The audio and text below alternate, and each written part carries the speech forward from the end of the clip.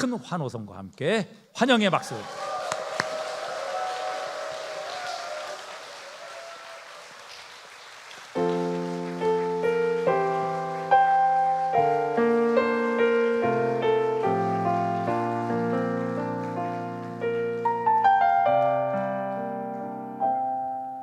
주님의 사랑이 이곳에 가득하기를 기도합니다. 주님의 평화가 우리들 가운데 있기를 원합니다. 주님의 은총이 이곳에 가득하기를 기도합니다. 주님의 기쁨이 우리들 가운데 있기를 원합니다. 때로는 지치고 때로는 고뇌도 주만을 바라보면서 세상의 고통이 내게 닥쳐와도 주만을 사랑하리라.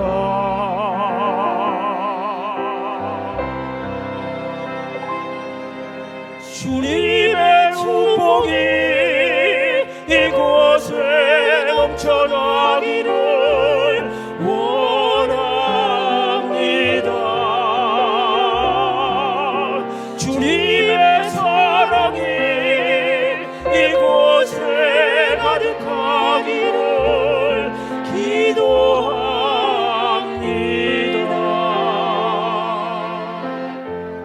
우리의 삶에 언제나 기쁘고 즐겁고 좋은 이만 있으면 얼마나 좋겠습니까?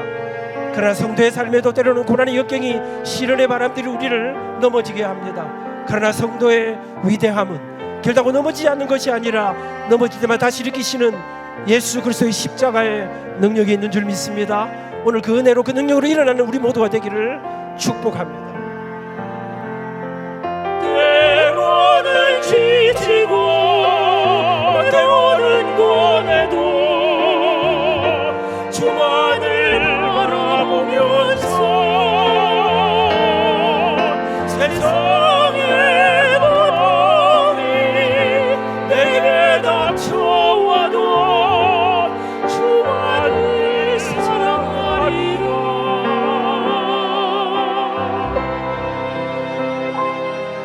주님의 축복이 이곳에 넘쳐나기를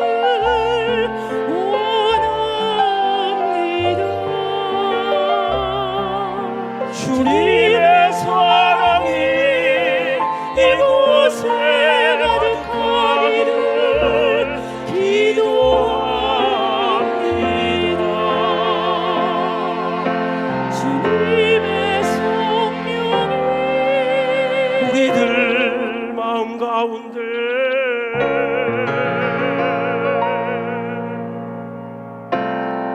충만길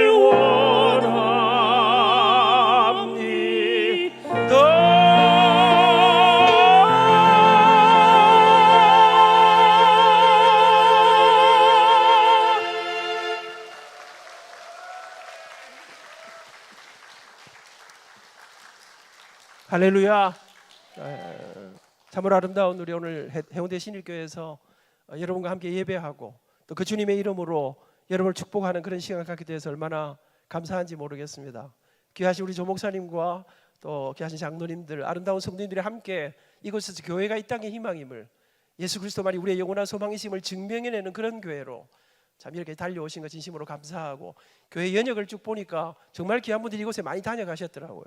보니까 또 좋은 분들만 조 목사님 모셨던 것 같습니다. 그 중에 한 사람으로 초대받게 돼서 얼마나 감사한지 모르겠습니다. 너무 과분한 소개를 받았습니다. 하나님의 은혜로 40년 동안 고신대 교수로 섬기고 마지막 4년을 총장으로 섬기고 이제 25살에 고신대 교수로 와서 예상치 못했는데 제 인생에도 은퇴라는 게 찾아오고 그래서 이제 퇴임을 했습니다. 학교를 섬긴 지 40년이 지났습니다. 이분은 제 아내인데요. 정진희 권사는 1977년 학교에서 만나서 6년을 불꽃처럼 연애하고 그래서 나이도 들어가고 좀 늙어가고 이래서 제가 25살에 정진희 권사는 24살에 그렇게 결혼했습니다. 올해가 이제 11월 달이 되면 12월 달이 되면 결혼 43주년을 맞게 돼요. 43년 동안 함께 살면서 두 아들을 그리고 어느 날 두 며느리가 찾아오고 두 손주들이 찾아왔습니다. 96세, 95세 되시는 두 어머니를 모시고 그렇게 참 돌아보니까 참 행복하고 아름답고 감사한 시간이었습니다. 김성호 장로께서 저한테 안민에게 딱 한 가지 최고로 좋은 선물이 무엇이냐? 그래서 제가 딴소리 했거든요.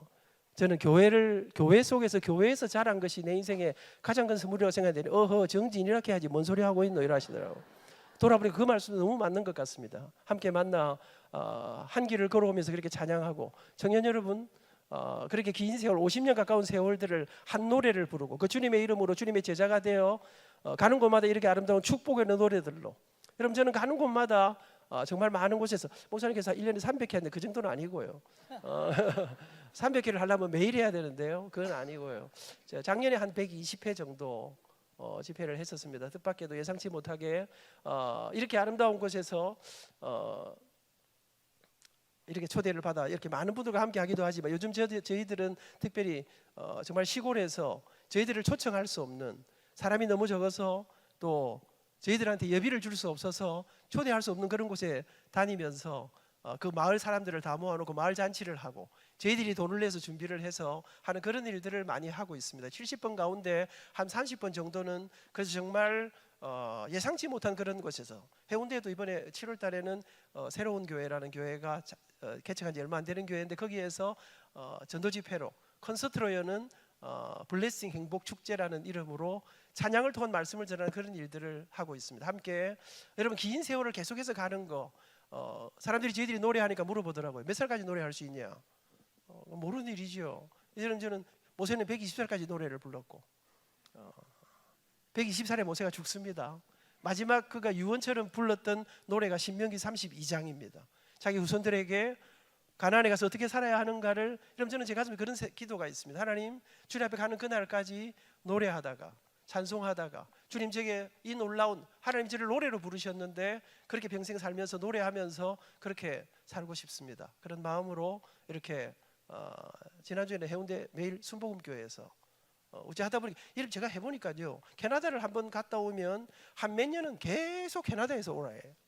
이상하더라고요. 호주를 갔다 오면 제가 남미를 브라질에서 하도 오라 그래서 그 브라질이 얼마나 먼 곳입니까? 그래서 하도 사정을 해서 그래 남미도 한 번은 가야 안 되겠나. 그래서 딱 한 번만 간다 생각하고 갔는데 그 해에만 남미를 3번을 갔습니다. 그래서 계속해서 브라질 갔다 오니까 아르헨티나 갔다 오고 이렇게 되는데요. 오늘 이렇게 여러분과 함께 예배하게 돼서 이렇게 지나가면서 많이 봤습니다만 예배당이 이렇게 아름다운 줄 몰랐습니다. 찬양 하나 더 하려고 합니다. 무엇을 아는가, 무엇을 믿는가 참 중요하다고 생각합니다. 그리고 우리가 어떤 노래를 부르느냐 하는 것은 내가 무엇을 믿느냐 하고 굉장히 연결되어 있는데 이번에 부를 노래는 소원이라는 노래입니다. 저희들의 가슴 속에 때로 헛바람이 들어갈 때, 어깨 힘이 들어갈 때, 약간 착각이 들어갈 때 그때마다 이 노래를 부르면서 나는 어디로 향해 가야 하는가, 예수님이 가신 그 길을 따라가기를 소원하면서 이 찬송을 부르면서 다시 내 삶의 그 길을 정리하는 그런 저희들이 오랫동안 부르면서 고백하면서 그 길들을 소망하면서 그렇게 주님의 뒤를 따라가려고 몸부림치는 우리의 믿음과 우리의 주님을 향한 각오와 소원을 담은 찬양, 소원 찬양하겠습니다.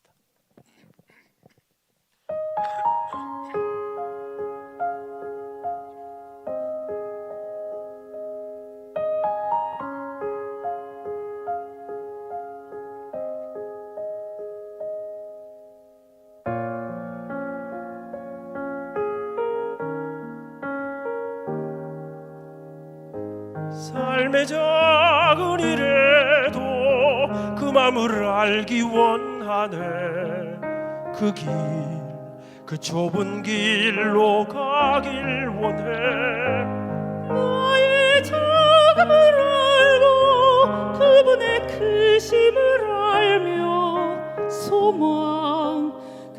깊은 길로 가길 원하네.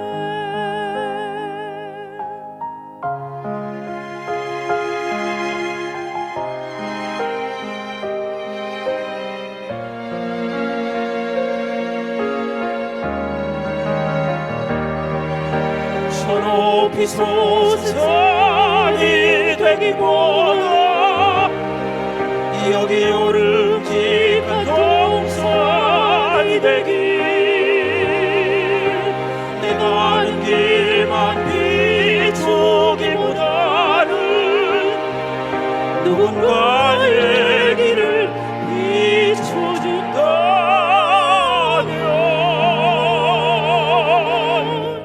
내가 노래하듯이 또 내가 얘기하듯이 살 길 난 그렇게 죽기 원하네.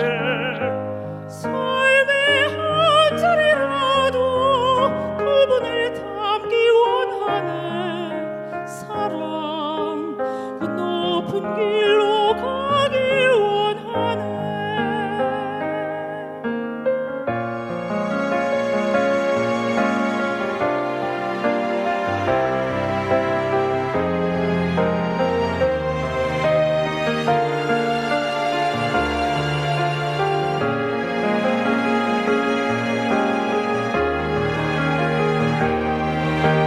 저 높이 솟은 산이 되기보다 여기 오름직한 동산이 되길, 내가 아는 길만 비추기보다는 누군가의 길을 비춰준다면,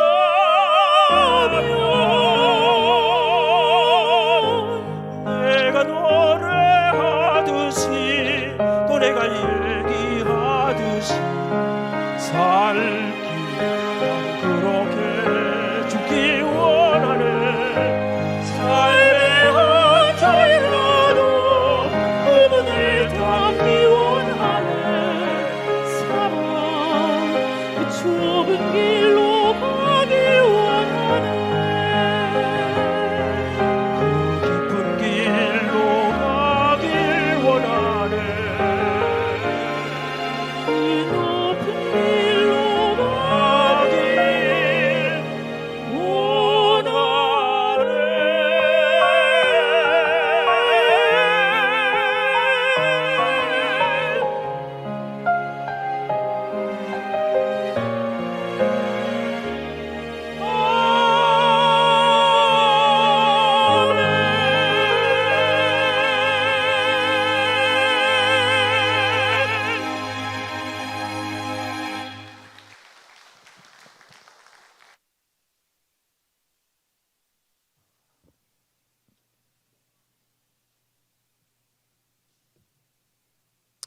평생을 그렇게 노래하고 지휘하고 음악에서 밥 먹고 살고 이 일을 제 직업으로 평생의 소명으로 그렇게 살았습니다. 그러나 사실 저는 제가 이렇게 평생에 노래하며 살게 될 줄 몰랐습니다.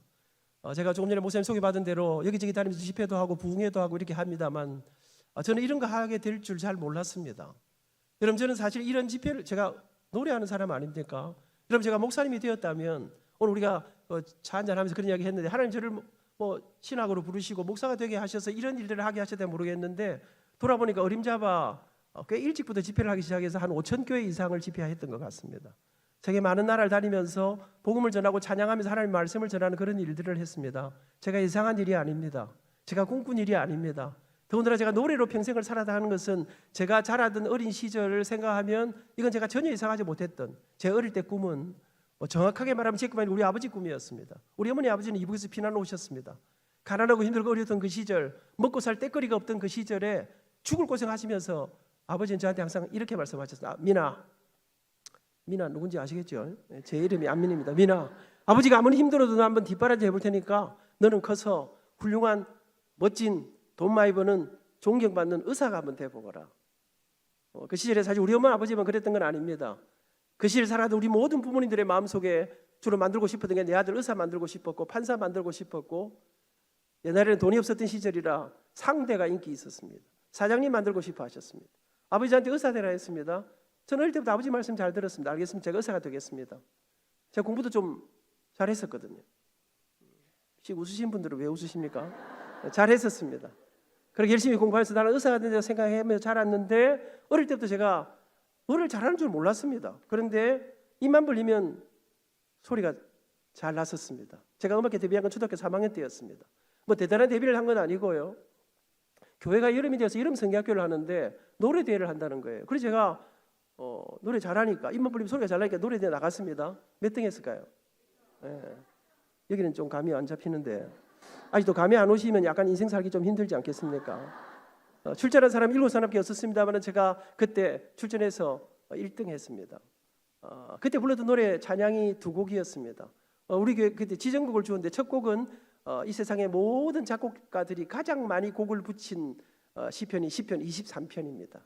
그때 그 노래를 지정곡으로 주었습니다. 여호와는 나의 목자시니 내게 부족함이 없으리로다. 나로 하여금 푸른 풀밭에 눕게 하시며 잔잔한 물가로 인도하여 주시네. 내가 비록 사망의 음침한 골짜기를 다닐지라도 해받음을 두려워하지 아니함은 주께서 나와 함께 계심이로다.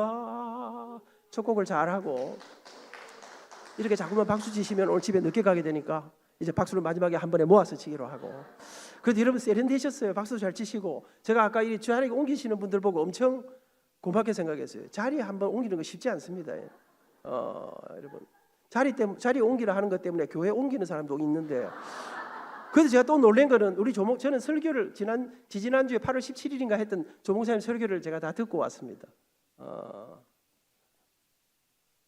우리 주님은 이미 거룩한 분이시기 때문에 그 주님이 더 이상 그러니까 우리가 거룩해야 된다고 하는 그 주기도문 설교를 하시는데 제가 얼마나 은혜 받았는지. 저는 그래서 목사님 너무 착하시구나. 너무 참 목소리도 얼마나 좋으신 게 인상도 너무 좋으시더라고요. 근데 보니까 약간 독한 데가 있으시 끝까지 이렇게 하시는 거 보고 와, 다 목사님 한번 하시는구나. 제가 보니까 빨리빨리 옮기는 게 좋을 것 같습니다. 여러분 첫 곡을 그렇게 하고 분위기 좋았습니다. 그리고 두 번째 노래는 우리 성경의 요절이라고 할 수 있는 요한복음 3장 16절을 하나님이 세상을 이처럼 사랑하사 독생자를 주셨으니 이는 그를 믿는 자마다 멸망하지 않고 이 영생을 얻으리로다. 이 요한복음 3장 16절. 여러분 그렇게 해서 1등하고 그날이 우리 교회는 조그마한 교회였습니다. 옛날에는 아이들이 많아서 주일학교는 많았지만 어른들은 많지 않았습니다. 여러분 그래서 교회가 부활절, 성탄절, 추수감사절 행사만 하면 여러분 제가 언제나 동무대를 이루었습니다. 여러분 제가요 아이들끼리만 노래 잘하는 사람이 아닙니다. 어느 주일날 주일학교 예배 드리고 있는데 어른 찬양대 지휘자쌤이 오시더니 안민이 너 다음 주일날 어른 예배 때 그 곡중 솔로를 좀 하라는 거예요. 그래서 제가 무슨 노래 합니까? 했더니 거룩한 성 한다는 거예요. 거룩한 성 아십니까? 잘 모르시는 분들은 엄청 어려운 노래들이 생각하시면 되겠습니다. 그 노래에 곡중 솔로가 3번이 나옵니다. 여러분 초등학교 4학년, 3학년 이때 의자 위에 올라가가지고 제가 앞에 나오는 곡중 솔로를 나 어젯밤에 잘 때 한 꿈을 꾸었네. 그 옛날 예루살렘 성에 떴었더니 허다한 아이들이 그 묘한 소리로 주찬미하는 소리 참 청하도다. 천군과 천사들이 화답함과 같이 하면 어른들은 뭐합니까? 뒤에서 예루살렘 하는데 이 소리가 시원찮아. 여러분 반짝반짝하는 제 빛나는 목소리만 예배당을 울렸습니다. 제가 지금 무슨 이야기하는지 청년들 아시겠습니까? 제가 어릴 때 이래봬도 우리 교회에서 제가 노래로 조금 잘 나갔다 뭐 이런 이야기요. 여러분 제가 교회에서만 잘 나간 사람이 아닙니다. 지금 생각해 보니까 어린 시절 꽤 괜찮았어요. 공부도 잘하고 학교에서는 반장이고. 여러분 제가 아침에 가방을 메고 학교를 가면 우리 학교에서는 몰려오는 아이들 앞에 스피커에 노래를 쫙 틀어줍니다. 어떤 노래가 들려옵니까? 우리의 소원은 통일, 꿈에도 소원은 통일, 푸른 하늘 은하수, 하얀 쪽배엔 엄마가 섬 그늘에 굴 따라가면 아기가 혼자 남아 집을 보다가 누구 목소리 나올까요? 이래도 아직 감이 안 잡히는 분들은 진짜 이 해운대 살기 좀 어려우실 텐데 아침에 제 목소리로 나오는 노래, 여러분 여학생들 노래는 많이 나오는데 남자 목소리는 딱 제 목소리만 나왔습니다. 아침에 나오는 제 목소리로 나오는 노래를 들으면서 학교 갈 때 기분이 어떨까요?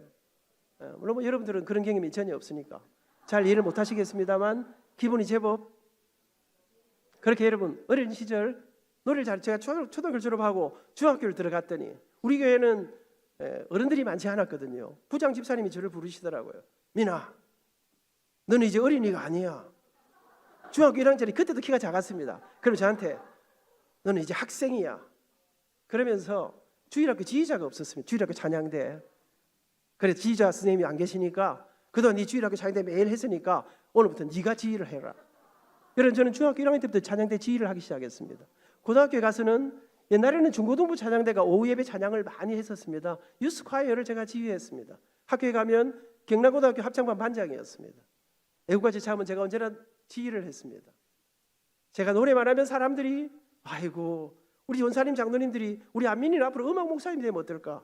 성악가가 되면 좋겠다. 무슨 소리 하십니까? 제가 의사가 될 사람인데. 우리가 자라던 그 시절에는 남자가 노래하면 그림 그리면 예능을 하면 밥 못 먹고 살던 시절 아닙니까? 기타만 들고 다녀도 아 자는 인생 깝깝하겠구나 그랬던 시절 아니었습니까? 여러분 저는 노래할 생각 없었습니다. 많은 사람들이 저한테 노래하라 하고 여러분 교육위원회 콩쿠르 나가면 노래 레슨 안 받고 전공 안 하고 나오는 아이는 저밖에 없었습니다. 부산에 뭐 수십 개 학교 다 성악하는 애들이 오는데 저를 엄청 미워했습니다. 야 임마 니는 그 의과대학 간다는 놈이 왜 노래대회까지 나와서 남의 인생길을 이렇게 가로막냐. 제가 나가면 1등 하니까. 근데 심사하는 선생님들이 너 누구한테 노래 배웠니? 저는 노래 배운 적이 없습니다. 이거 다 어디서 배웠니? 배운 적 없습니다. 그냥 교회만 들입다 다녔더니. 여러분 옛날에는 문화예술의 중심지가 교회였습니다. 지금 우리 대한민국의 연말 시상식의 그 PD들이 말입니다. 10개 중에 7분 이상이 주일학교 교회에서 이 문화예술을 다 배운 사람들입니다. 여러분 사람들에게 그 교회 속에서 그 수많은 음악 이런 속에서 자랐는데 노래하라는 이야기 정말 많이 들으시면 노래할 생각 없었습니다. 왜? 우리 아버지의 꿈은 제가 의사 되는 것이기 때문에 가난에 찌들어 죽을 곳에 사는 우리 엄마 아버지를 바라보면서 나는 의사해야 돈도 많이 벌고 그래서 저는 노래할 생각 없었습니다. 그런데 고등학교 2학년 말 고3 입시가 다가왔습니다. 학교에서 이제 우리를 두드려 잡으면서 입시를 준비하던 어느 날 1975년 12월 어느 날 제가 우리 그 경남고등학교 뒤에 구덕산이 있습니다. 제가 수업을 다 마치고 야간 자습을 하는데 잠시 쉬는 시간에 학교 뒷산에서 석양을 바라보고 앉아 있는데 제 마음속에 10년 후에는 어떤 삶을 살고 있을까? 15년이 지나면 어떤 인생을 살고 있을까? 그래 그때는 내가 의사가 되어 있겠지. 지금처럼 내가 이렇게 힘들고 어렵고 우리 엄마 아버지 이렇게 고생하고 그렇게 살지는 않을 거야. 의사가 된 제 모습을 가운을 입은 제 모습을 상상하는데 제 한쪽 가슴에 갑자기 근데 의사가 되면 돈을 많이 벌지 모르지만 내가 이렇게 좋아하는 노래를 부르며 살 수는 없겠지. 노래하며 살고 싶다. 근데 정신이 번쩍 들었습니다. 아니야. 입시가 다 공부해야지. 정신을 차리고 산을 내려왔습니다. 책상에 앉았는데 그날 저녁에 공부가 잘 안 됐습니다. 여러분 저는 고3이 될 때까지 뭐 사춘기 이런 거 없었습니다. 언제나 맑고 밝고 환하게 교회 집 학교 언제나 즐겁고 아무리 힘들고 어려워도 환하게 살았습니다. 그런데 산을 내려왔는데 책상에 앉았는데 계속해서 이 노래 생각이 떠나질 않았습니다. 저녁에 잠을 자려고 누웠는데 밤새도록 엎치락뒤치락 하면서 이 노래 생각. 여러분 저는 이 노래 속에 음악 속에 예술이라는 것 속에 내가 내 마음을 어떻게 할 수 없는 이상한 마약 성분이 있는 걸 잘 몰랐습니다. 그렇게 며칠이 지나가는데 아무것도 할 수가 없었습니다. 잠도 안 오고 공부도 안 되고 이 가슴 속에 갑자기 노래 생각이 제 온 삶을 뒤집어 놓는데 여러분 저는 엄마 아버지 속이고 이런 거 해본 적이 없습니다. 근데 어느 날 제가 그래 내 인생 내가 이렇게 결정할 수는 없다. 그리고는 초량에 사시는 부산의 유명한 성악가 선생님을 찾아갔습니다. 선생님 제가 노래대 상도 많이 받았습니다. 사람들은 다 나보고 노래 잘한다 그럽니다. 근데 선생님 남자가 노래하면 밥 먹고 살기 어렵다면서요. 나도 멋지게 근사하게 하면 살아보고 싶은데 제가 노래로 음악으로 성악으로 한번 승부해봐도 되겠습니까? 내가 원하는 데 갈 수 있겠습니까? 그랬더니 소리 한번 들어보고 이야기해주마. 소리 한번 내봐라. 발성연습 어떻게 합니까?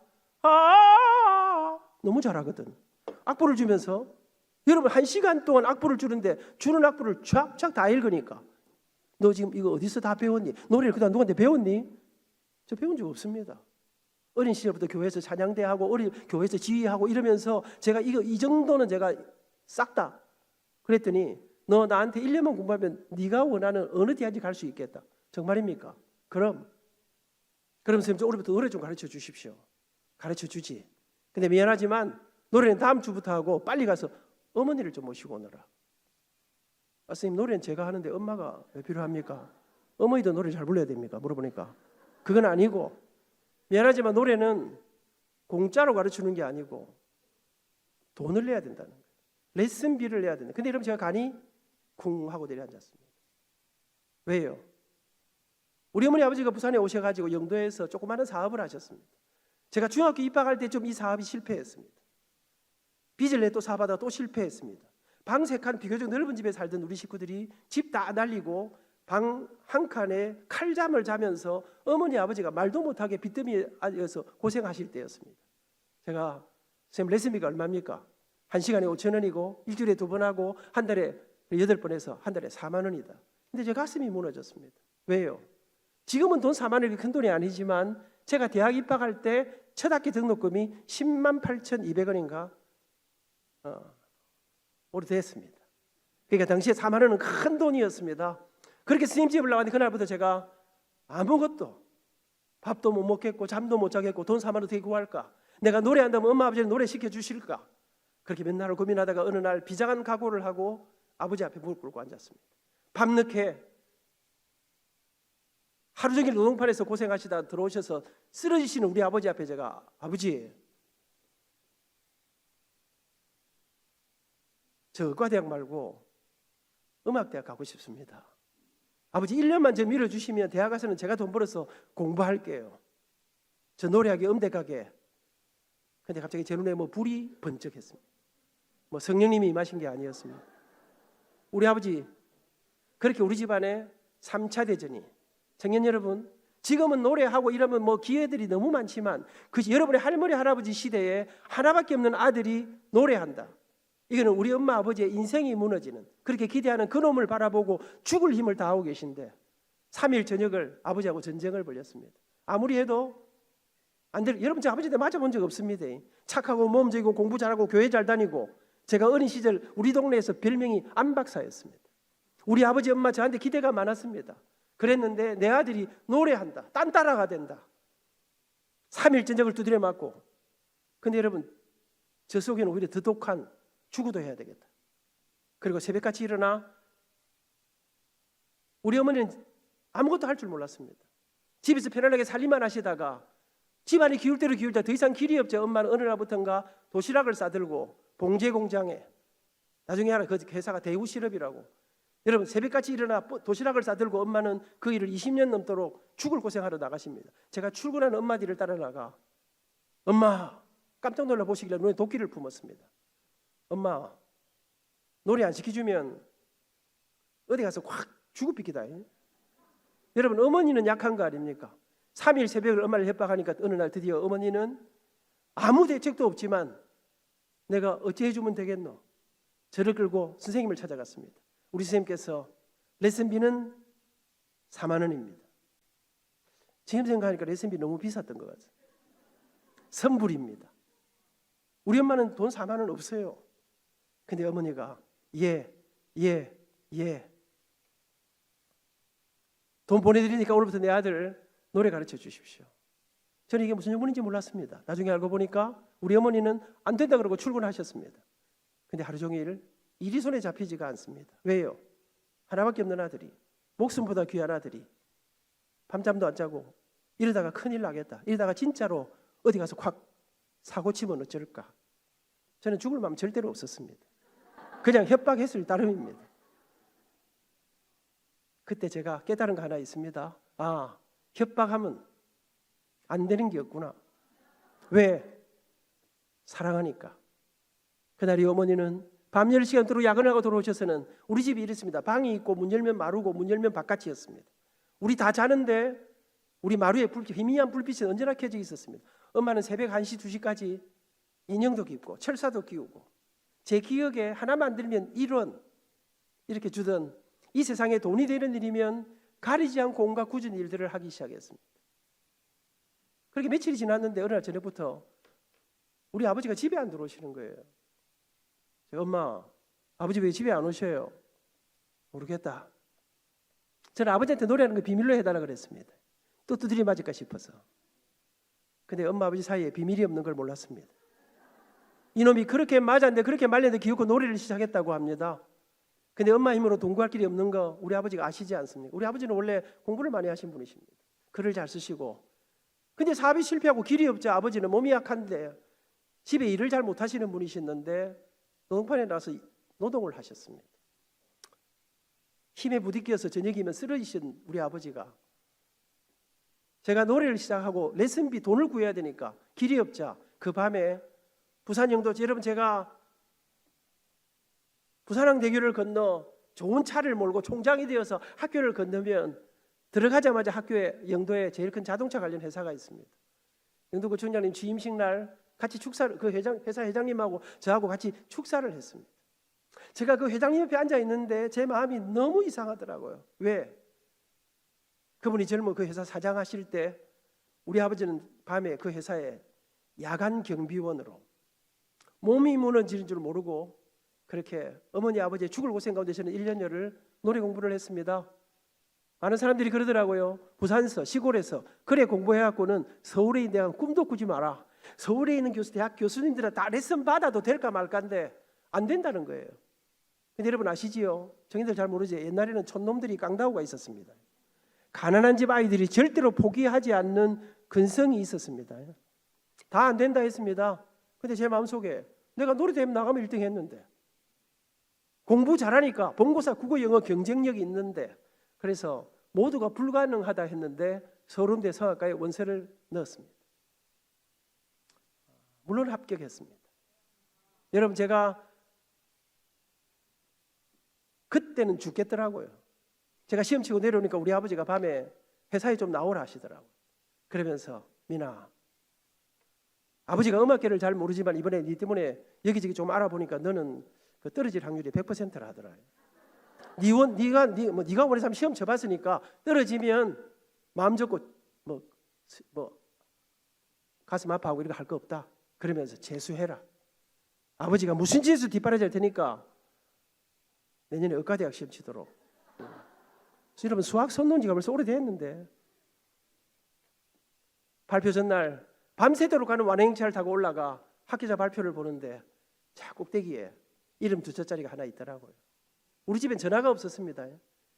우리 엄마 회사에 전화를 했는데 공중전화 3분이 거의 끝나갈 무렵 시다로 일하는 우리 엄마가 전화를 받았습니다. 엄마! 합격이다! 근데 우리 엄마가 안 믿더라고요. 정신 차리고 잘 봐라. 니는 뭐 될 택이 없다 하던데 뭐 잘못 본 거 아니냐? 아들이 울고 있거든요. 전화기 붙들고 통곡을 하시던 우리 어머니의 음성 그렇게 참 기적처럼 여러분 제가 이 다 지나고 보니까 그래 딱 대학 그래 서울대학을 들어가야 정진이를 만나고 그 둘이 연애를 해가도 또 결혼을 하고 이래 또 여기도 오고 이렇게 되는 거 아니겠습니까? 오늘 제가 하는 이 강의 전체의 간증의 주제가 부르심, 이끄심, 더하심입니다. 나는 노래하려고 생각한 적 없습니다. 근데 하나님이 저를 좀 더 이야기하겠습니다만 부르시고 이끄시고 더하신 분이 우리 주님이신 것을 이야기하고 싶은 것입니다. 입학시간 올라가는데 여러분 아들이 서울대학 갔는데 그래 한번 가보셔야 될 거 아닙니까? 사진이라도 한 장 박아놔야 될 거 아닙니까? 근데 아버지가 민아 엄마 아버지가 바빠서 입학식에는 못 간다. 졸업식에 가마. 바빠서 못 오십니까? 돈 벌어야 되니까. 입을 옷이 만만치 않으니까. 부산역 대합실에 보따리 짊어지고 제가 장가갈 때 몸무게가 49.5kg였습니다.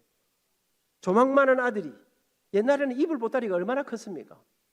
비틀비틀거리면서 옛날에는 이불 크고 두껍고 안 뜨뜻하고 그랬습니다. 요새는 얇고 뜨뜻하고 이러지. 여러분 제가 우리 아버지가 엄마 아버지가 여기에서 가는데 손을 못 놓는 거라. 아버지 이제 가야 되겠습니다. 그랬더니 기도 한번 하고 또 나가라.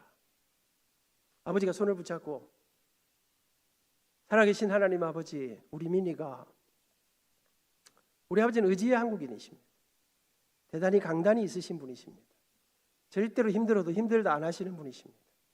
울지 않는 분입니다. 근데 아버지는 제 이름을 부르시고는 울기 시작했습니다. 여러분, 저는 그날을 생각하면 제 가슴에 아픔이 있습니다. 아버지가 우시는데요, 엄마가 우시는데요. 그럼 저도 좀 울어야 될 거 아닙니까? 근데 저는 눈물이 안 나더라고요. 저는 깊은 고민에 빠졌어요. 왜? 우리 아버지 지금 기차 시간 다 돼가는데 지금 기도를 끝내줘야 갈 거 아닙니까? 부모님은 자식을 떠나보내는 게 피눈물 흘리는 아픔인데 자식놈은 떠나는 게 설레임이었습니다. 기차 시간 3분을 남겨놓고 아버지는 기도를 끝내주셨습니다. 뒤도 안 돌아보고 그렇게 서울에 올라왔습니다. 열심히 살았습니다. 최선을 다했습니다. 우리 엄마 아버지도 뭐 죽을 고생합니다. 그러나 여러분, 형편은 점점 더 어려워지기 시작했습니다. 저도 온갖 아르바이트를 다 하면서 열심히 했습니다. 대학교 2학년이 돼서 저는 그래도 열심히 공부해서 서울대학 전체 2학년부터 대학원생까지 전체에서 오페라 세빌리아의 발사의 주인공을 뽑는 오디션에 우리 스님이 나갔는데 거기에서 발탁이 되어서 서울대학 오페라 주인공이 되어서 국립극장에서 오페라 주인공으로 공연을 하게 되었습니다. 여러분, 자기 아들이 주인공이 돼서 하는데 그럼 식구들이 좀 와야 될 거 아닙니까? 근데 우리 식구들은 아무도 오지 않았습니다. 공연이 끝나고 분장을 지우려고 하는데 제가 아는 어떤 사람이 오더니 민아, 집에 무슨 일이 있는가 보다 빨리 좀 내려가 보거라. 우리 집은 어려운 일이 있으면 저한테 연락하지 않습니다. 공부에 지장이 있다고. 그래서 느낌이 좀 이상해서 그날 밤 기차를 타고 내려와서 새벽에 집에 들어갔는데 집에 사람들이 아무도 없었습니다. 옆집에 물어보니까 우리 아버지가 얼마 전에 회사에서 쓰러지셨다는 거예요. 보건병원에 가보라 해서 달려가 보니까 아버지는 의식을 잃고 계셨습니다. 아침에 의사 선생님을 만났습니다. 그 선생님은 나중에 제가 총장이 되어서 원로 교수님을 제가 그 옛날 까까머리 대학생일 때 우리 아버지를 맡으셨던 그 선생님을 만났어요. 그 선생님께서 제가 우리 아버지 어떻게 치료하셔야 됩니까? 가만히 계시면서 혀만 차시더라고요. 그러면서 왜 이징이 돼 실려왔냐는 거예요. 이쯤 되면 그동안 너무 아프고 너무 힘들었을 텐데 왜 빨리 병원에 안 왔냐는 거예요. 그러면서 미안하지만 더 이상 치료할 수 없다는 거예요. 형편도 어렵다는데 집에 모시러 가서 장례치를 준비하라는 거예요. 제가 올라와서 엄마, 아버지 왜 빨리 병원에 안 오셨어요? 그동안 많이 편찮지 않으셨어요? 어머니가 오시면서 네 아버지가 내 말을 들어야 말이지. 성현들, 우리 아버지는 다 알고 계셨습니다. 그런데 지금 내가 병원에 들어가면 아들 공부도 집안도 여러분 아십니까? 가난에 쪄들어 여러분 시골 마을에서 마을 전체에서 대학 겨우 하나 보내던 그런 시절에 우리 부모님 세대는, 여러분의 할머니 할아버지 세대는 가난이라고는 넘을 수 없는 거대한 산맥 앞에 당신들의 목숨을 걸고 아버지는 진통제로 버티시면서 낮에는 노동판에서 밤에는 경비를 서다가 그렇게 죽음을 맞이하게 됩니다. 하늘이 부른 소식 앞에 몇 날을 아버지 곁에서 간호를 했습니다. 그러던 어느 날 제가 침대 곁에 잠이 들었는데 누가 제 손을 꽉 잡아서 눈을 떠보니까 우리 아버지 의식이 돌아왔습니다. 바짝 마른 아버지가 민아, 너 얼굴이 왜 이러니? 너 왜 이렇게 말랐니? 밥은 제대로 먹니? 몸은 괜찮아? 아버지 괜찮아요. 아버지 어떠세요? 그날 아버지는 한숨을 내쉬면서 밤이 꽤 깊었는데 아버지가 민아, 내가 아무래도 내 몸이 좀 이상해. 오늘 내가 의식이 있을 때 너한테 꼭 좀 해둘 말이 있구나. 우리 아버지 사실 제게 마지막 유언을 하기 시작하셨습니다. 민아, 미안하다. 아버지 사업에 실패하고 제대로 뒷바라지 못해서 고생시켜 정말 미안하구나. 근데 민아, 명심하거라. 어떠한 경우에도 절대로 공부를 포기하지 말아라. 우리 집안의 이 어려움은 한동안 계속 되겠지만 그 모든 빚, 그 모든 거는 엄마한테 다 맡기고 지금 네가 돈벌이 한다. 엄마 도와줘. 딴짓하면 너도 집안도 앞길은 없는 거란다. 그러면서 하시는 말씀이 절대로 공부를 포기하지 말아라. 포기하지 않으면 길이 있단다. 포기하지 않으면 하나님이 네 길을 인도해 주실 기다. 그러면서 우리 아버지가 내가 의식을 잃거든, 내가 말을 하지 못하더라도 내 곁에서 계속 찬송을 불러다오. 그날이 한 3주간 동안 우리 아버지는 죽음의 극한 고통과 사투를 벌이시다가 그 이듬해 1979년 1월 4일 새벽 우리 가족들이 아버지 곁에서 밤새도록 부르는 찬양 가운데 아버지는 세상을 떠나 그리고 천국에 가시게 됩니다. 모든 무거운 짐이 어머니에게 다 지어졌습니다. 여러분, 제가 철이 빨리 들었거든요. 제가 엄마 당분간 학교 쉬고 엄마 좀 도와드리겠습니다. 조금 좋아질 때까지만. 우리 어머니 평양댁이 백권산이 보통이 아니십니다. 보따리 딱 싸시더니 저를 끌고 부산역으로 나가서 표를 끊어주면서 당분간 부산에 오지 말거라. 아버지 말씀 기억하거라. 여기 일은 엄마가 알아서 한다. 울면서 서울에 올라갔습니다. 이를 악물고 살았습니다. 그러다가 서울 여의도에 아이가 셋 있는 한 가정에 가정교사를 입주해서 열심히 가르치면서 밤잠을 제대로 못 자고 하여튼 아르바이트 하면서 공부를 열심히 했습니다. 대학교 2학년 때 오페라 주인공을 하고, 대학교 3학년 때는 역사와 전통을 자랑하는 동화 콩쿠르에 입상을 하고, 대학교 4학년 때는 또 오페라 마적의 서울대학 전체 주인공이 되어서 또 공연을 하고. 아무도 안 놀라시는데 이건 놀래야 되는 이야기예요. 여러분, 그래서 공부도 잘하고 실기도 잘하고 자금 받고 열심히 살았습니다. 그런데 여러분, 그렇게 일을 악물고 살면서 나는 그래 열심히 공부해서 내가 교수가 될 기다. 난 반드시 일을 악물. 근데 여러분, 제가 그런데 정말 열심히 공부하고 정말 최선을 다했지만 여러분, 형편은 전혀 좋아지지 않았습니다. 엄마의 고생은 말로 못했습니다. 근데 여러분, 공부도 잘하고 최선을 다했는데 제 가슴 속에는 더 깊은 절망이 찾아오기 시작했습니다. 왜요? 어느 날 내 친구예요. 내보다 놀이도 못해요. 근데 어느 날 이 친구는 학교 공부 조금 하다가 어느 날 미국 뉴욕으로 유학을 떠났습니다. 어느 날 독일로, 이태리로. 여러분, 제가 세상 물정을 모르는 촌놈 아니었습니까? 대학 가서 알았습니다. 아, 교수가 되는 일은 공부만 잘하면 되는 게 아니고 공부만 열심히 하면 되는 게 아니고 대학원도 나오고 유학을 갔다 와야 교수를 하는 거지. 여기서 공부 잘하라고 되는 게 아니더라고요. 근데 여러분, 아버지가 돌아가실 때 가지고 계신 빚들이 저한테로 물려졌습니다. 우리 집에 이미 쌓인 빚. 여러분, 당장 먹고 살고 어떻게 빚 갚기도 불가능한데 여러분, 나는 내 인생에 길이 안 보이기 시작했습니다. 나도 대학원도 가고 싶고 유학도 가고 싶은데, 나는 내 인생의 교수가 되고 싶은데, 나는 내 인생이 왜 이렇게 앞뒤 좌우 어디를 둘러보아도 되는 일이요? 길이 안 보인다. 여러분, 저는 어릴 때부터 태어날 때부터 교회에서 배운 게, 우리 선생님들이 가르쳐 주신 게, 우리 목사님들이 가르쳐 주신 게 있지 않습니까? 안 되면 기도하라. 여러분, 기도하면 길이 생긴다. 앞뒤 좌우가 꽉 막히면 하늘로 사닥다리를 내리시는 분이 우리 하나님이시다. 여러분, 저는 그러면서 가정교사를 하면서 그래, 하나님 앞에 길을 달라고, 유학 보내달라고 기도해야 되겠다 생각을 하고, 여의도 우정빌딩 4층에 있는 상가 건물에 있는 우리 교회 새벽마다 새벽 잠도 못 자고 가서 기도하기 시작했습니다. 매일 새벽마다 열심히 울었습니다. 하나님, 저 좀 도와주세요. 하나님, 저 좀 밀어주세요. 나도 대학원도 가고 유학도 가고 싶은데 하나님, 내가 그 길을 갈 수 있도록, 내가 교수가 가는 준비를 할 수 있도록 나 좀 도와주세요. 하나님, 당신은 약자편 아니십니까? 석기의 우리 교회 담임 목사님 아들 이름이었습니다. 자기 아버지가 목사님이니까 밀어주고 땡겨주고 기도해주고 얼마나 다 할 거 아닙니까? 하나님, 나를 밀어줄 아버지가 안 계십니다. 우리 친구입니다. 그 친구 잘못되라는 말은 아니었습니다. 하나님, 초라한 우리 엄마가 저 영도 총구석에서 이 아들만 하나 바라보고 새벽마다 울고 계신데 나 빨리 커서 우리 엄마 모시고 살게 해주세요. 하나님, 나 좀 도와주세요. 새벽마다 울면서 열심히 기도했습니다. 열심히 살았습니다. 그런데 전혀 도와주는 느낌이 없었습니다. 여전히 힘들고 여전히 깝깝하고 여전히 앞길은 보이지 않았습니다. 그러던 어느 날이었습니다. 새벽에 새벽 기도를 갔는데 목사님 설교가 끝나고 이제 각자 기도하라 그래서 기도를 하려고 하는데 그날 아침 제 머릿속에 계속해서 이상한 생각 하나가, 하나님께서 마치 저한테 딱 시비를 거는 것 같으신데 하나님께서 제 마음에 무슨 마음이 드는 거 하니까, 아미나, 너는 근데 맨날 그 기도할 때마다 뭐 그렇게 불만이 많고 달라는 게 많고 그렇노? 자꾸만 달라달라 하지 말고 네 가진 것을 먼저 하나님 앞에 드려봐라. 네 거를 먼저 하나님 앞에 한번 내놔봐라. 그러면 하나님이 너를 밀어주는지 땡겨주는지 할까 아이가. 한쪽 가슴에 뭔가 자꾸만 내놓으라는 마음인데 내 한쪽 마음에는 열불이 확 터졌습니다.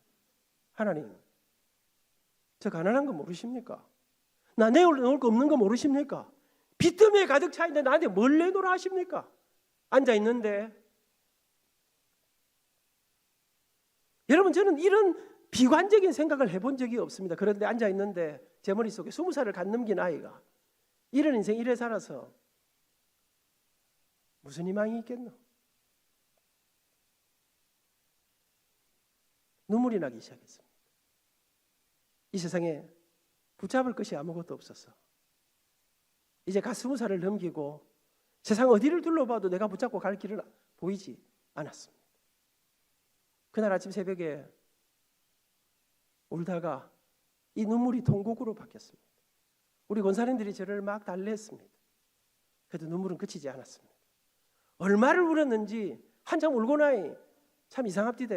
울고 나니까 아무것도 해결된 건 없는데 좀 마음이 편안해지더라고요. 눈을 떠보니까 우리 조그마한 상가에 우리 교인들은 다 가고 아무도 없었습니다. 집에 가야지, 학교 가야지. 일어나서 지금도 저는 서울에 뭐 집회를 가거나 가면 가끔 이제는 예배당은 이사를 가고 없는데 제가 다니던 여의도 우정 빌딩을 가서 물끄러미 그 4층을 쳐다보고 합니다. 4층을 내려오는 계단을 내려오는데 제 마음속에 이상하지, 내놓을 거 아무것도 없는데 가난에 쩔어 있는데 하나님 나한테 뭘 달라 하시노? 나는 내놓을 게 없는데. 근데 여러분, 내 계단을 내려오는데 갑자기 제 머리를 툭 치는데, 청년들 믿으실란가 모르겠습니다. 제가 이래봬도요, 제가 어릴 때부터 여성들에게 그래도 비교적 상당한 인기와 관심과 주목을 받으면서 살았습니다. 그렇게 웃으면 안 되지. 사실입니다. 문제는 젊은 여자들은 제가 다리가 좀 짧으니까 뭐 크게 안 받쳐주니까 별 감동이 없었습니다.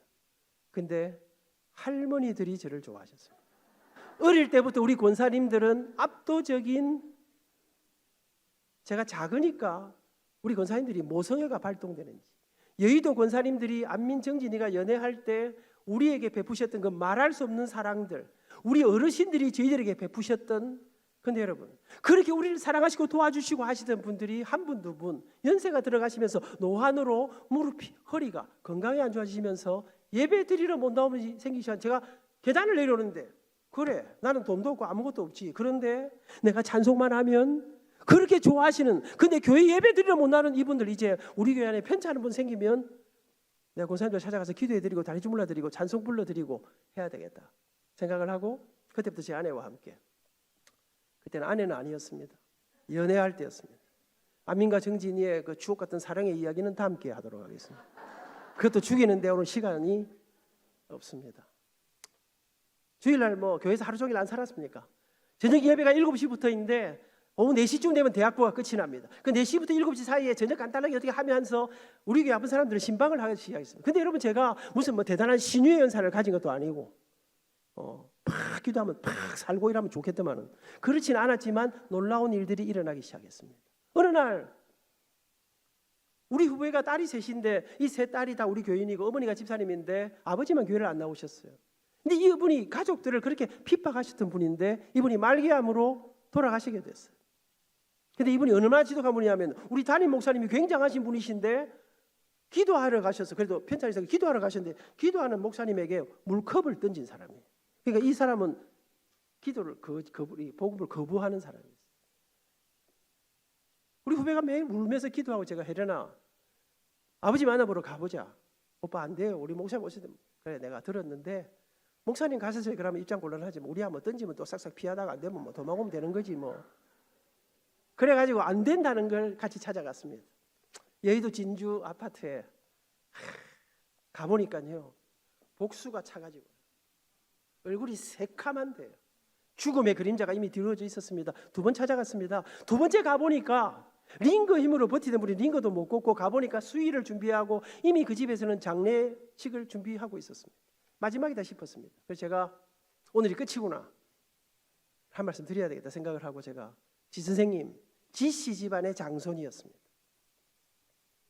가족들이 매일 울고 있는 거 아십니까? 왜 우는지 아십니까? 아버지하고 영원한 이별이 다가와서 섭섭해서 울고 안 있습니까? 그런데 지 선생님, 사람이 왜 죽는지 아십니까? 사람은 죄 때문에 죽습니다. 죄의 삭은 사망이라. 그 누구도 우리를 죄에서 죽음, 영원한 죽음에서 우리를 다시 살릴, 우리를 구원해 줄 사람은 이 세상에 아무도 없습니다. 그런데 놀랍게도 하나님께서 당신의 아들 예수님을 이 땅에 보내시고 그분이 십자가를 지시고 생명의 보혈로 그 피값으로 우리 죄값을 대신 치루어 주셨습니다. 지선생님, 그 예수님을 믿기만 하면, 그 예수님에게 손만 내밀면 우리 예수님이 아버님의 인생을, 아버님의 영혼을 책임져 주실 것입니다. 어르신, 예수 믿으십시오. 그래서 제가, 지선생님, 제가는 교회에서 찬송하는 사람인데 오늘 제가 지선생님 위해서 찬송 하나 하겠습니다. 그분을 앞에, 그날 제가 찬송을 2곡을 불렀습니다. 한 곡은 우리 아버지가 돌아가시기 전에 제가 부른 노래 가운데 언제나 의식만 돌아오시면 미나 찬송해라, 그때마다 우리 아버지가 가장 좋아하시던 노래가 주의 손길이라고 하는, 험한 세상 나그네 길 나의 맘이 고날 때 사랑스런 주의 손길 내 맘을 항상 두드리네. 오 주님, 나의 주님, 내 맘에 기쁨 주셨네. 나의 기쁨, 나의 생명, 주 손길 날 구원했네. 주 예수를 내가 안 뒤 나의 죄짐 벗었네. 영원토록 감사하며 늘 주께 영광 돌리리라. 오 예수. 이분이 찬송에 깊은 한숨을 내시더라고요. 그래서 제가, 지생님, 오늘 특별히 제가 앵콜송 하나 더 하겠습니다. 이 노래는 우리 아버지 천국 가실 때 제가 부른 노래입니다. 산에 가서 하관 예배가 끝이 나고 하관을 하고 이제 마지막 취토를 하는데 우리 담임 목사님께서, 지금 제 모교의 원로 목사님이십니다. 90이 훌쩍 넘으셨는데도 아직 생존해 계십니다. 저한테, 안 선생아, 예, 그분도 조 목사님이십니다.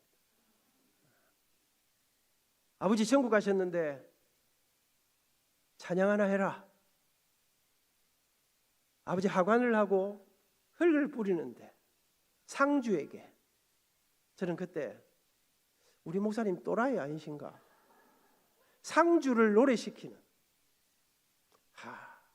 청년들, 이런 선생님들 밑에서 저희들이 아버지의 시신을 앞에 놓고 영원한 천국을 노래하게 하는, 우리는 목사님이 시키면 언제나 순종하던 사람들 아닙니까? 그때 불렀던 노래. 이 노래는 제가 우리 아버지 천국 가실 때 부른 노래입니다. 어르신, 지선생님 예수 믿으세요. 제가 연락해 놓겠습니다. 천국 가시면 우리 아버지하고 친구하고 계시도록.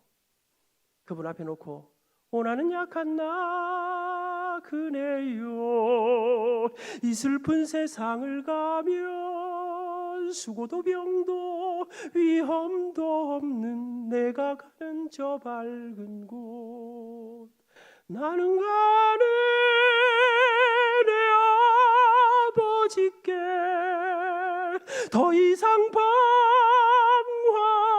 없는 곳, 나는 가네 십자가 앞에 주님 품에 돌아가네. 나는 약한 나그네요. 한 절 부르고 또 한 절 부르고 또 한 절을 부르는데 이분이 울기 시작했습니다. 그 다음 주일날 들것에 실려서 강단에 눕혀놓고 우리 목사님이 세례를 베풀었습니다. 나흘을 더 살았습니다. 여러분, 복음의 능력은 굉장한 거, 예수 믿는다는 것은 놀라운 일이었습니다. 그렇게 거부하던 이 사람이 이 나흘 동안 자기 친척들을 다 불러 모았습니다. 대부분의 사람들이 토요일날 장례를 치르고 돌아올 때 가족들, 친척들이 다 교회로 나왔습니다. 나흘을 더 살았습니다. 그렇게 매 순간마다 자기 가족들에게 복음을 전하다가 목요일 저녁 주무시지 잠자리에 들어 세상을 떠나 천국에 가셨습니다. 전 아직도 그 여의도 진주 상가 앞에서 치르던 장례 예배를 잊지 못합니다. 그런데 여러분, 장례식이 다녀오는데 저도 따라갔습니다. 다녀오는 버스 안에서 찬송을 부르면서 오는데 제 머릿속에 번개처럼, 그래, 우리 교회 안에 있는 사람들 말고 이 세상 바깥에 내가 찾아가서 만나주지 않으면, 내가 찾아가서 전해주지 않으면 자기 스스로는 절대로 이 생명의 복음을 들을 수 없는 이 땅에 진짜 불쌍한 사람이 누가 없겠나 생각하는데 한 사람이 떠올랐습니다. 어린 시절 우리 동네 어떤 사람이 밥 얻으러 들어왔습니다. 근데 동네 어르신이 밥은 안 주고 돌 가지고 이 사람을 때렸습니다. 피를 흘린 이 사람을 동네 바깥으로 쫓아내 버렸습니다. 제가 너무 놀랐습니다. 밥을 안 줘도 어떻게 이럴 수가 있습니까? 그랬더니 저 사람 우리 동네에 들어오면 안 된다. 왜 그렇습니까? 청년들 잘 모를 거예요. 당시에 한센병이라고 하는, 나병이라고 하는, 이 병이 걸리면 동네에서 쫓겨났습니다. 온몸이 무너지는 병이었습니다. 제 마음에 다시는 고향으로 돌아갈 수 없는, 다시는 가족과 살 수 없는 나 환자들을 찾아가자. 조사해 보니까 강원도부터 소록도까지 겨울이면 얼어 죽었습니다. 굶어 죽었습니다. 아내와 함께 서울 인사동에서 3회 공연의 음악회를 열었습니다. 표를 꽤 많이 팔아서 이 돈을 가지고 유인품을 준비하고 우리의 봉고차에 싣고 일주일 동안 전국에 있는 나환자촌 순례를 떠났습니다. 예수님의 일생을 1시간짜리 음악회로 엮어서 십자가의 생명의 복음을 담아 그들에게 영원한 천국을 전해주려고 출발했습니다. 부산을 거쳐 목요일 날 여수 애양원을 갔습니다. 대한민국에서 흉터가 가장 심한 어르신들이 모여있는 애양원에 나환자 양로원이 있었습니다. 손양원 목사님께서 사역하시던 곳입니다. 그 어르신들 앞에 놓고 1시간 반 동안의 집회가 십자가의 노래를 부르는데 뭐 눈물바다가 됐습니다. 너도 울고 나도 울고, 냄새는, 살이 썩는 냄새는 온 귀가, 코가 마비가 될 정도로 집회가 끝났습니다. 정리를 하고 나오려고 하는데 어르신 한 분이, 여보게 젊은이들, 눈물 범벅이 된 그분이 오늘 말할 수 없는 은혜를 경험하고, 근데 우리 가슴이 터질 것 같아서 견딜 수가 없는데 물 한 잔 대접하지 못하는데 오늘 자네들 떠나기 전에 자네들과 함께 우리도 찬송 하나 함께 하면 안 되겠나. 여러분, 나비네 타이밍고 노래하는 우리들 앞에 온몸이 망가져버린 이분들이, 우리는 그분들을 불쌍하게 생각했습니다. 근데 그러시라고 우리를 세워놓고 그분들이 찬송을 부르기 시작하는데 우리는 그 자리에 그냥 그렇게 무너지고 말았습니다. 이 세상의 사람들이 천벌받았다고, 함께 살 수 없다고 쫓아내버린 이분들이 부르는 찬송이 이런 노래였습니다. 세상 사람 날 부러워하니 하여도 나도 세상 사람이 부럽지 않아. 하나님이 아들이라 불러주시니 할렐루야 찬송이 저절로 나네. 세상 사람 날 부러워하니 하여도, 이 시대 영웅들이 부른 노래가 아니었습니다. 세상이 천벌받았다고 외면한 이 사람들이, 다시는 고향으로 돌아갈 수 없는 이 사람들이 이 땅을 살면서 영원을 바라보면서, 여러분 그들의 찬송을 듣는데 제 가슴 속에 말할 수 없는 충격이, 저는 이미 예수를 믿었습니다. 영원한 천국을 믿었습니다. 그런데 복음의 능력이 얼마나 놀랍고 위대한, 여러분 이 찬송을 듣는데 갑자기 그들의 뒤쪽으로 우리 예수님이 저한테 빙그레 웃으시면서 말씀하시는 것 같았어요. 민아, 듣고 있나? 보고 있나? 돈이 없어 죽고 싶나? 여러분, 저는 이곳에가 그들을 위로하고 복음을 전하러 갔는데 그 속에서 복음의 능력이, 이 땅 가운데 예수 그리스도의 이 생명의 능력이 얼마나 놀랍고 위대한가에 견딜 수 없는 가슴으로 그 다음날 소록도에 갔습니다. 약 1,500명의 사람들이 마룻바닥에 앉았습니다. 약 80명의 찬양대가 앉아 있었습니다. 오르간 앞에는 손가락이 한마디가 이미 무너져 버린 분이, 찬양대가 찬양을 시작하는데 그 앉아있는 성도들이 마룻바닥에 이 무너진 손으로 마룻바닥을 치면서 함께 찬양하는데 다리가 떨려왔습니다. 복음 전할 이곳은 이미 이곳에 우리 예수님이 먼저 와 계셨습니다. 그들이 내 영혼의 햇빛 비치니 주 영광 찬란해. 저는요, 저 찬양대가 무슨 노래 부를고 원망과 저주와 한이 담긴, 근데 그들에게 생명의 복음이 찾아오고 이 땅을 살면서 영혼을 바라보고 오늘 살면서 영혼을 하늘을 바라보면서 내 영혼의 봄날 되어서 주 함께 하실 때 여러분 그날 그 집회를 마치면서 여러분 제가 수많은 그 사람들이 이런 환우들에게 둘러싸여서 소록들을 나오는 봉고차 안에서 저와 제 아내는 하나님 앞에 이런 기도로 이게 무슨 기도인지도 모르고 하나님 앞에 이런 서원의 기도를 드리기 하나님 저는 지금부터 제게 주신 은사와 재능과 이 모든 걸 다 동원해서 하나님 더 이상 이리저리 살피지 않겠습니다. 주님 제가 이제 사람을 살리고 사람을 세우고 사람을 섬기는 일에 제 가진 전부를 여러분 나는 몰랐습니다. 차라리 노래가 안 되면 여러분 제가 그때 당시에 막 일어나던 기업이 있었습니다. 세상은 넓고 할 일은 많다. 누가 한 말인 줄 아십니까? 네, 김우중 회장님이 하신 말씀. 여러분 대우로 들어갈까? 막 이러면서요. 차라리 세상으로 갈까? 돈 되는 길로 갈까? 그때 제가 여러분 저는 그때 제 인생에 안민아 니는 노래에서 밥 먹고 살아라. 그날 이후 아내가 저는 탁 만나면 전국에 있는 나완자촌 고아원 양로원 교도소 군부대 소년은 닥치는 대로 돌기 시작했습니다. 서대문 형무소 가면 2,000명씩 이렇게 환우들이 환자들이 제우수들이 있습니다. 맨 앞자리 사형수들이 아직도 잊지 못합니다. 찬송을 부르는데 맨 앞자리에 사형수들은 포승줄 메고 앉아 있습니다. 인내하신 곳에 주여 내 말 들으사 죄인 오라 하실 때에 날 부르소서 하는데요.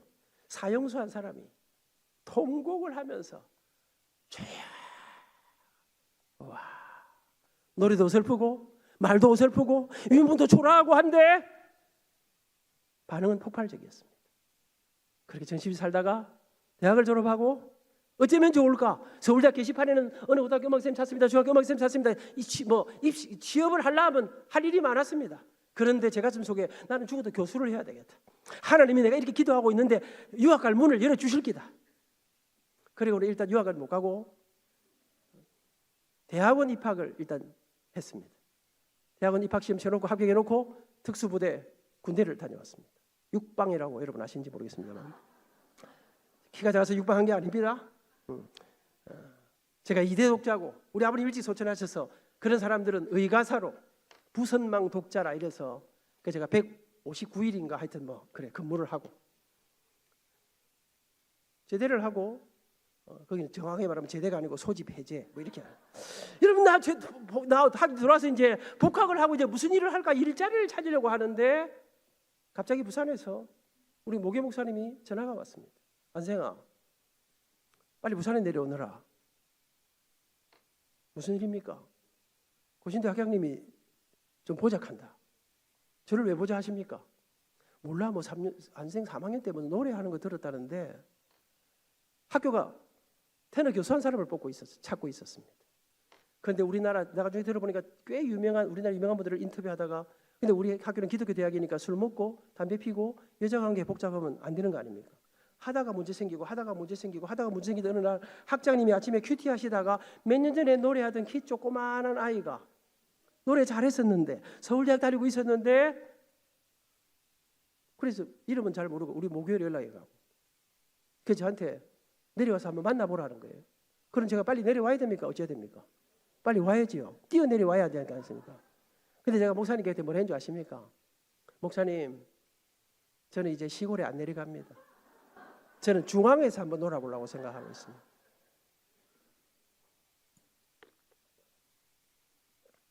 우리 목사님이 기도해보라 하더니 그래 하도 목사님 때문에 내려왔습니다. 그래서 저한테 대학원 다닐 동안 3일은 공부하고 3일은 학교 와서 일하고 전임 대우로 이제 해줄 테니까 졸업하면 교수시키 준다는 거예요. 사랑하는 여러분, 청년 여러분, 저는 유학 보내달라고 기도했습니다. 유학 갔다 와서 교수 되고 싶었습니다. 제 지나간 40년이 지나고 세월이 다 지나고 이제 제 인생을 한 방에 이렇게 65년을 딱 찾아보니까 하나님은 제 인생에 안민아 니는 노래에서 밥 먹고 살고 유학은 천천히 가라. 남들 다 유학 갔다 와서 교수하지. 니는 교수부터 먼저 해라. 유학은 나중에 보내주마. 여러분 나는 내 인생에 이런 길이 있는 줄 하나님이 저를 부르셨습니다. 부르신 그 여러분 제게 여러분 그렇게 여러분 제가 대학교 3학년 때 노래할 때도요. 이분들이 저보러 온 게 아니에요. 제가 성함만 말씀드리면 이 중에 우리 이제 소천하셨는데 유력한 부산의 장로님이 한 분 계신데 이분이 딸이 작곡을 했어요. 부산시민회관에서 음악회를 하는데 오르간 곡을 작곡했는데 부산시민회는 오르간이 없습니다. 오르간이 어디에 있습니까? 정대신 목사님 고신대학교 강당에 안 있습니까? 이분이 유력한 장로님이니까 학교 이야기에 고신대학 강당에 있는 오르간을 빌려가지고 시민회관 갖다 놓고 자기 딸을 한번 소개하고 싶어서 높은 분들을 싹 다 모시고 왔습니다. 근데 그 딸한테는 전혀 감동을 받지 못하고 그날 제가 우나 프루티발라 그리마넬리오 기소이 스푼토 모르죠? 무슨 노래인지. 남몰래 흐르는 눈물이라고. 그날 제가 노래 두 곡을 했는데 이분들이 나 저리 쪼매는 아이가 무슨 저리 소리를 잘 내노. 감동을 받은 거예요. 그래서 저는 교수를 시작했습니다. 열심히 했습니다. 아이들 여러분 저는 교수는 학생을 위해서 존재한다고 생각합니다. 딱 기도하고 수업 시작합니다. 100kg 이렇습니다.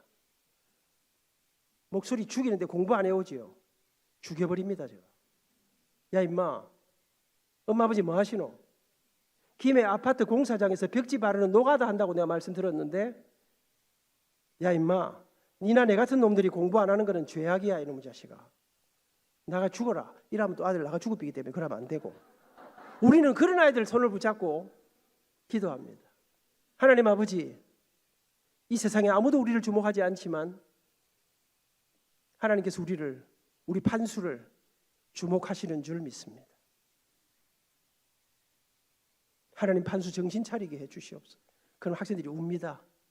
수업이 다 끝나고 나면 제가 제자들에게 해주는 말이 있었습니다. 판수야 포기하지 말해. 포기하지 않으면 길이 있대. 포기하지 않으면 하나님이 네 길을 인도하신대. 여러분 제가 가난해서 그런지 제자들도 가난한 아들이 많이 왔습니다. 스승의 날이라고 돼지갈비집에 가면 딱 1인분씩밖에 먹을 돈이 없었습니다. 아들은 얼마나 여러분 그러면서 우리가 함께 나누었던 저들은 돈이 없으니까 나도 돈이 없었습니다. 그럼 돈 없는 거 조금씩 꺼내가지고 배불리 먹지도 못하던 지금은 그 친구는 교수가 되어서 저와 함께 느헤미야 미니스트리를 학교에서 맡기질 오늘 제가 딱 정해준 시간이 있어서 진짜 지금 오늘 서론만 하고 마치려고 합니다. 여러분 이게 이제 본격적으로 하나님의 기적의 이야기들이 나오는데 여러분 그러면서 학교 일을 하기 시작하는데 여러분 맡겨진 일마다 맡겨진 학생마다 무슨 학교가 어려워서 뭐 맡기면 언제나 그 속에 기적 같은 일들이 생각도 못한 일들이 일어나기 시작했습니다. 제게는 그리고 1988년 88 올림픽이 다가오는데 우리 학장님이 홍바식 박사님이 저를 부르시더라고.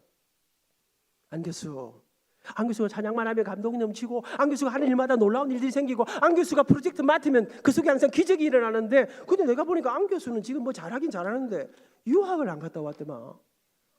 빨리 더 나이 들기 전에 빨리 유학 갔다 오세요. 이러더니 제가 학장님 유학 너무 가고 싶습니다. 근데 제가 25살에 결혼했습니다. 장가갈 때 우리 집에는 빚더미로 가득했습니다. 우리 교회 중소기업은행 짐장하시는 여의도 짐장하시던 집사님이 계셨습니다.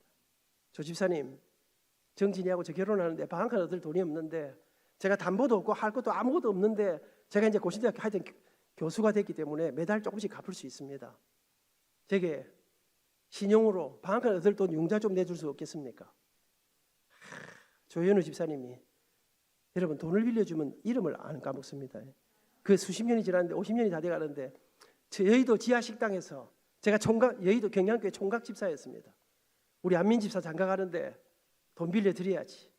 그래갖고 돈 500만 원을 신용으로 융자를 받아가지고 결혼했습니다. 그때부터 제 아내는 시집살이가 시작되었습니다. 43년째 아직도 멀은 상황 싶습니다. 우리 장모님은 저를 엄청 반대하셨습니다. 엄청 구박하셨습니다. 지금부터 한 25년 전 우리 장모님 혼자 되셔서 제가 우리 장모님을 부산으로 모셨습니다. 그때 나를 구박한 거 생각하면 내가 막 고생하든 말든지 나눠야 되는데 제가 알거든요. 저한테 벌벌벌 떠시면서 하시던 말씀은 저를 향한 말씀이 아니라 하나밖에 없는 외동딸, 목숨보다 귀한 딸이 어디서 개백사 같은 게 와가지고, 여러분 49kg, 50kg, 키 크지요? 인물 잘생겼지요? 우리 집이 그렇게 가난한 줄을 우리 사실은 장모님은 잘 몰랐습니다. 그 어머니 두 권사님 모시고 제가 우리 학장님한테, 학장님 제가 장가간 때 빌릴 돈, 우리 아버지가 돌아가실 때 물려진 돈, 제가 결혼하면서 제 여동생 공부를 시켰습니다. 여동생 등록금 낸 융자, 우리 집에 고신대학교가 월급은 많이 줍니까? 요만큼 주는 거 가지고 이것저것 다 떼고 나면, 학장님 제가 어떻게 유학을, 돈이 없습니다. 어쩌면 좋겠습니까? 했더니 가만히 계시니, 안 교수, 내가 생각해 보니까 안 교수가 빚 다 갚고 유학 갈 돈 모아가지고 그 유학 갔다 올라하면 내가 볼 때 아마 그 전에 예수님께서 재림하시지 않으실까 이 생각.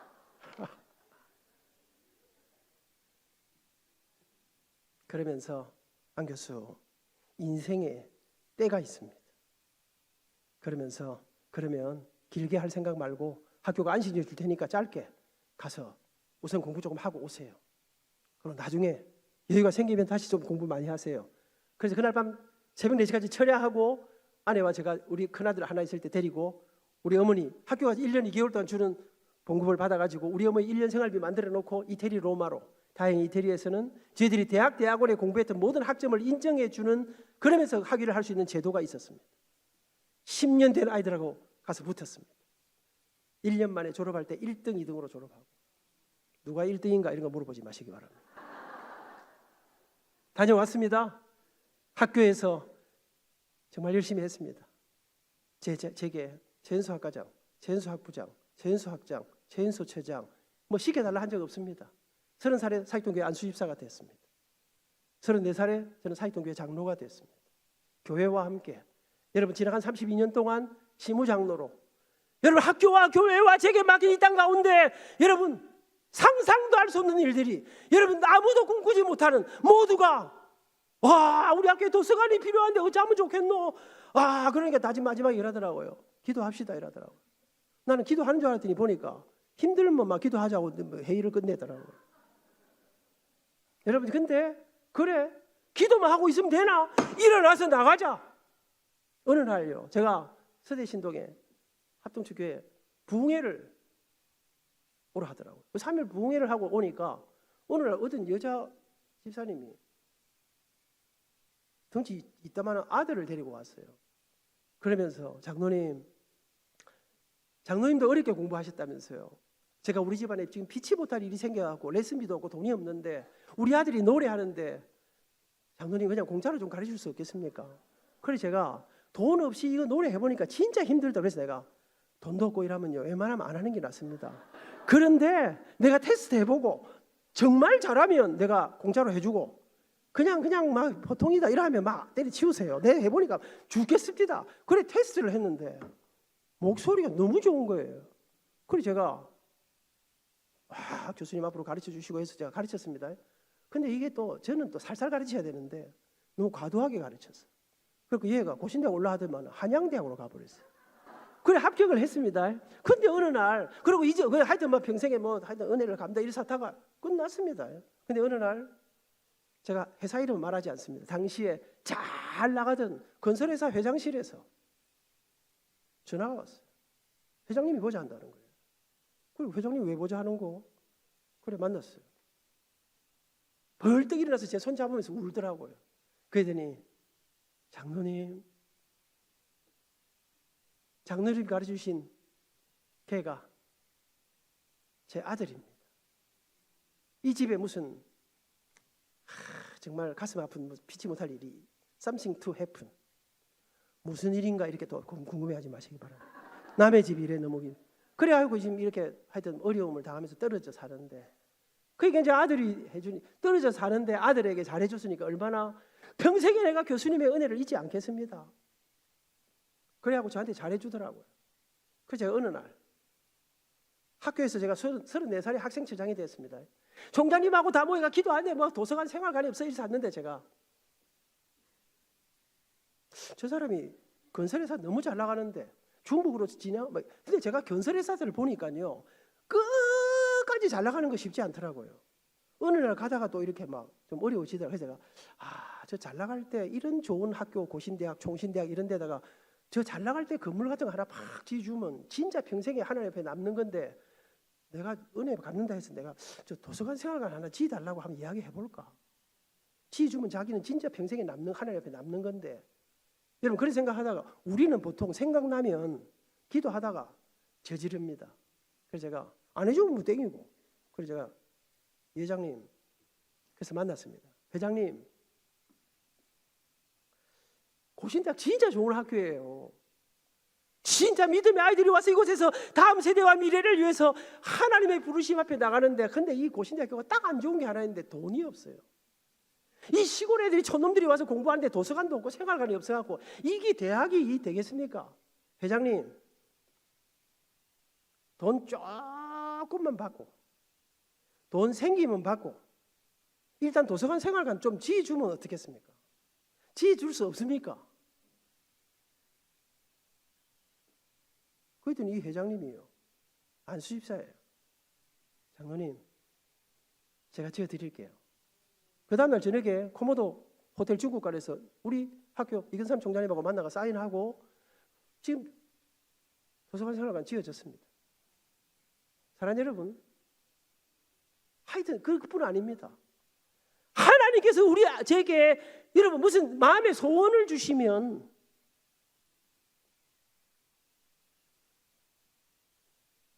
제 아내가 항상 제게 하는 말이 있습니다. 당신은 당신이 준비한 모든 걸 다 해야 감동이 있다고 생각하는데 시간 되면 마치는 게 제일 감동적이니까. 제가 오늘 4시까지 하려고 생각하고 있는데 4시가 됐습니다. 여기까지만 하고 일단 가려고 합니다. 사랑하는 여러분, 그날 이후 아닙니다. 더 해를 하면 또 대부분의 사람들이 또 이제 좀 짧게 해야 다음에 또 와서 그럼 후반전도 해주세요 이러 할 거 아닙니까? 사랑하는 여러분, 저는 오늘 여러분과 함께 제 짧은 인생에 찾아오는 하나님의 부르심, 이끄심, 더하심, 여러분 사이동교회와 함께했던 정말 아름답고 귀하던 날들과 뿐 아니라 여러분 지나간 38년 동안 여러분 주님께서 우리에게 교회와 함께 걸어오는 가운데 역경을 이겨내는 그 순간순간마다 부르신 그분께 여러분 저희들을 구원으로 부르시고 찬송으로 노래하는 사람으로 부르시고 교수로 부르시고 총장으로 부르시고 여러분 집사로 장로로 권사로 우리를 부르신 그 주님께서 부르시기만 한 것이 아니라 여러분 제가 소록도와 여러분 애양원을 다녀오면서 그때 제가 붙잡았던 말씀이 하나님께서 안민아 본질을 붙잡아라. 영원한 것을 붙잡아라.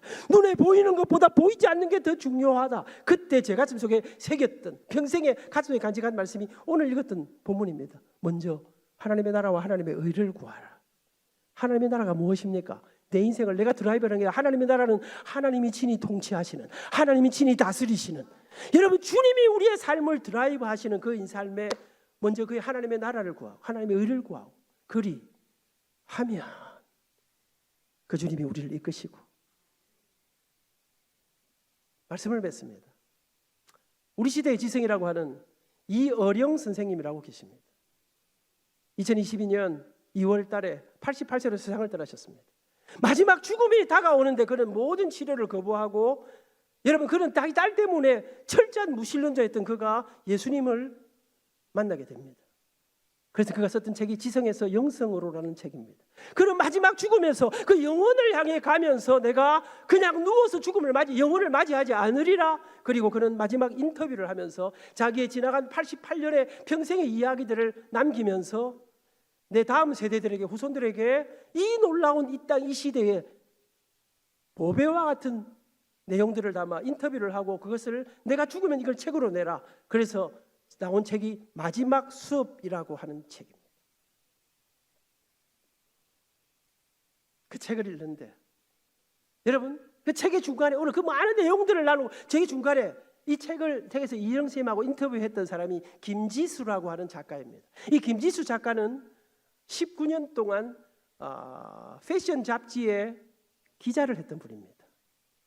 여러분 묵직묵직한 주제를 이야기하다가 이 김지수 작가가 선생님에게 선생님 가벼운 질문 하나 드리겠습니다. 그러면서 선생님 선생님은 이런 패션 이런 거에 뭐 별 관심이 없으시죠. 근데 저는 평생에 그 럭셔리라고 하는 멋지고 폼나고 부요한 이것에 제 인생을 다 바쳤는데 우리 시대의 지성이신 이효령 선생님에게 럭셔리란 어떤 의미가 있습니까? 그러자 죽음을 앞둔 가죽만 남은 반짝이는 그의 눈에 이슬이 맺히면서 이효령 선생님은 먼 하늘을 바라보면서 이런 말씀을 남기십니다. 럭셔리? 그건 소유에 있는 게 아니라네.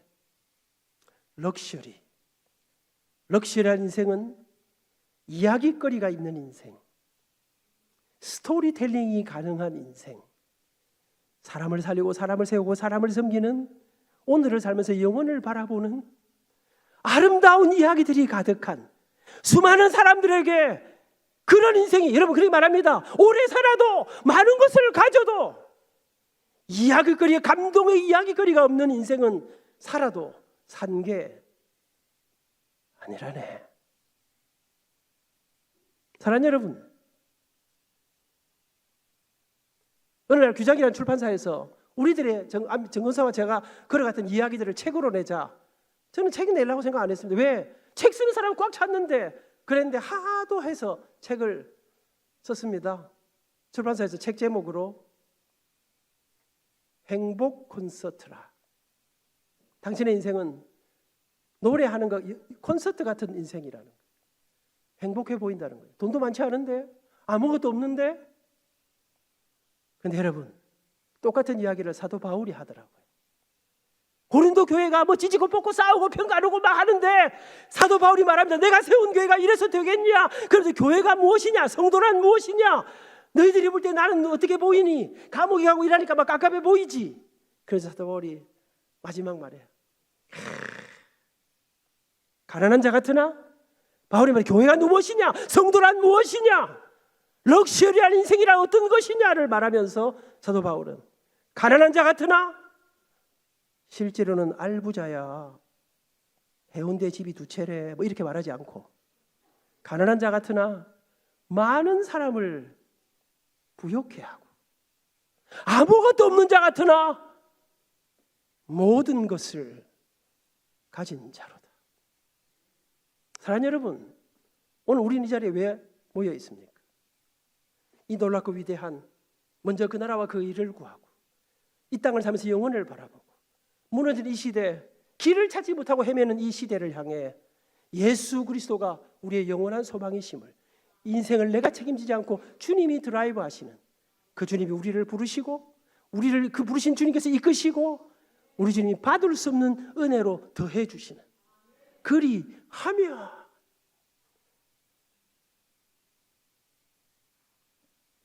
우리 해운대 신일교회가 이런 놀라운 이야기거리로 가득한, 생명의 이야기로 가득한, 부흥의 이야기로 가득한 사람, 이 시대를 향해 여기 진정한 행복이 있음을 증명해내는 예수 그리스도 한 분을 붙잡고 세상과 한번 맞짱을 뜨는 청년들, 오후 예배 나와서 고맙습니다. 끝날 듯 안 끝나는데 조 목사님 설교 엄청 좋더라고요. 이 말씀을 먹고 이 말씀으로 실제로 삶으로 살아내며 주님이 부르시고, 부르심에 그 노래하려고 할 건 없습니다. 노래는 내가 합니다. 그러니까 각자 우리에게 주신 IT 분야, 어디 각 분야에서 그 속에서, 여러분 나는 왜 이런 데로 보냈노? 그런 거 없습니다. 세상 사람들, 여러분 내가 보니까요, 아무것도 아닌 곳에 한 사람이 가면 거기가 변하는, 그 한 사람이 들어감으로 놀라우게 변하는, 그 속에 기적이 일어나는 우리 현대 신일교회가 이런 위대한 증거들로 가득한 럭셔리한 교회, 부요한 교회, 우리 주님의 부르심과 이끄심과 더하심의 은혜의 간증으로 가득한 그런 교회가 될 수 있기를 축복합니다. 감사합니다.